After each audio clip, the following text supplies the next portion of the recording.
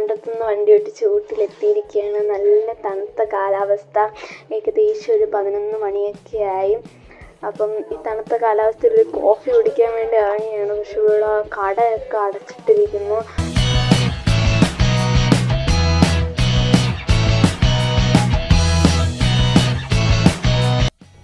ഈ നേരത്ത് കട കാണാൻ ചാൻസ് കുറവാണ്. അതുകൊണ്ട് ഊട്ടിയിലേക്ക് വരുന്നതുകൊണ്ട് പ്രത്യേക ശ്രദ്ധയ്ക്ക് ഒരു 5 മണിക്കൊക്കെ ഇറങ്ങാൻ ശ്രമിക്കുക. കാരണം പെട്ടെന്നായിരിക്കും ക്ലൈമറ്റ് ചേഞ്ച് ആവുന്നത്. ഈ ഒരു സിറ്റുവേഷനിൽ റൂം കിട്ടാനൊക്കെ ഭയങ്കര പാടായിരിക്കും.